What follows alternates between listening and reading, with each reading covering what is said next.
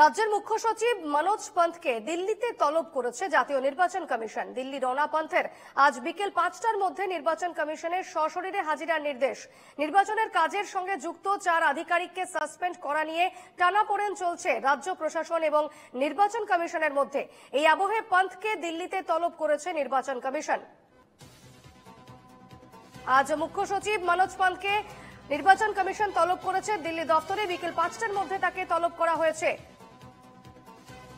আজ বিকেল 5টায় সশরীরে হাজিরা দেওয়ার নির্দেশ কমিশনের নির্দেশ না মানায় মুখ্য সচিবকে তলব। জেনে নেব, এই মুহূর্তে রয়েছেন প্রতিনিধি রণজয় মুখোপাধ্যায়। রণজয়, আজ দিল্লিতে তলব করা হয়েছে মুখ্য সচিবকে নির্বাচন কমিশনের দফতরে, এই মুহূর্তে কি তথ্য রয়েছে? দেখো, যে চিত্রটা দেখা যাচ্ছে সেটা হচ্ছে যে এই নির্বাচন কমিশনের সঙ্গে রাজ্য এই ক্ষেত্রে এই দুটো জায়গা থেকে কিন্তু বারংবার চাপানুতর হয়েছে। আমরা জানি 2024-এর নির্বাচনে হয়েছে, 2019-এর নির্বাচনে হয়েছে, অ্যাডমিনিস্ট্রেটিভ অফিসারদের বদল করা হয়েছে বিভিন্ন জায়গায়, বিভিন্ন পুলিশ স্টেশনে আইসিওসিদের বদল করা হয়েছে, এসপিকেও বদল করা হয়েছে, এবং সেই নিয়ে রাজ্যের সঙ্গে প্রশাসনের সঙ্গে ইলেকশন কমিশনের চাপানুতর নতুন কিছু নয়। কিন্তু এবার যেই সংঘাতটা তৈরি হয়েছে নবান্নর সঙ্গে নির্বাচন কমিশনের, সেই সংঘাত কিন্তু তীব্র থেকে তীব্রতর একটা জায়গায় পৌঁছেছে। প্রসঙ্গ যখন তৈরি হলো সেখানে হচ্ছে চারজন সরকারি আধিকারিক তারা নির্বাচনের কাজে তাদের গাফিলতি এবং এই গাফিলতির সূত্র ধরে নির্বাচন কমিশন থেকে সরাসরি ভাবে তাদের ওপর প্রত্যাঘাত নেমে এসেছে এবং মুখ্য সচিবকে চিঠি দিয়ে জানানো হয়েছে তাদের এগেনস্টে স্ট্রিনজেন্ট অ্যাকশন নিতে, সাসপেনশনের জন্য মুখ্য সচিবের কাছে নির্দেশ গিয়েছে নির্বাচন কমিশনের তরফ থেকে।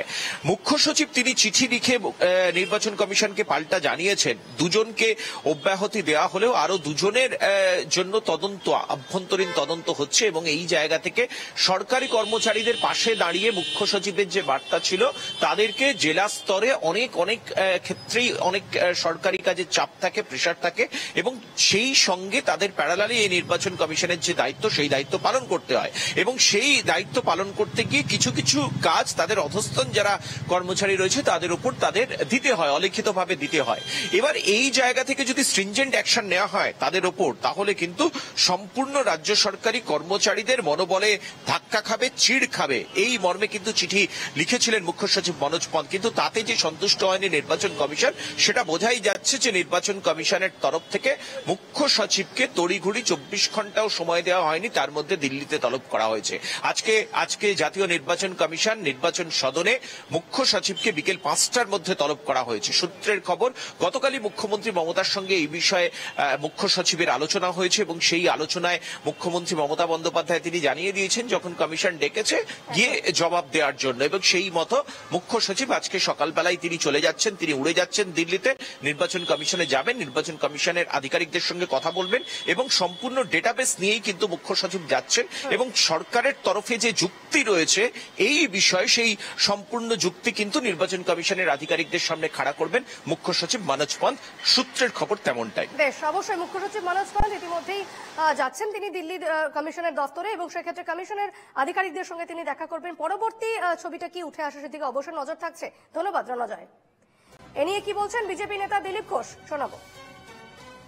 বাংলার নির্বাচনের যে তালিকা, ভোটার লিস্ট, তাতে যত গন্ডগোল হয়েছে, এত বিদেশিদের নাম করেছে এখানকারই কর্মচারীরা, তারাই কমিশনের হয়ে কাজ করে, নির্বাচন কমিশনের হয়ে, এবং তারা গন্ডগোল করেছে এখানকার সরকারের অঙ্গুলি। তো তাদের তো অভিভাবক এখানকার চিফ সেক্রেটারি, তো তাদেরকে আরো লিস্ট বেরোবে, তাদেরকে আলাদা করা হবে কিনা, শাস্তি দেওয়া হবে কিনা, আর কেন দেওয়া হচ্ছে না এর জবাব ওনাকেই দিতে হবে। তো সেই জন্য চিফ সেক্রেটারি পর্যন্ত এসছে, এবার চিফ মিনিস্টার পর্যন্তও যেতে পারে, কারণ উপর থেকে এগুলো করানো হয়েছে, আর এটা বন্ধ না হলে এখানকার নির্বাচনের কোনো গুরুত্বই থাকে।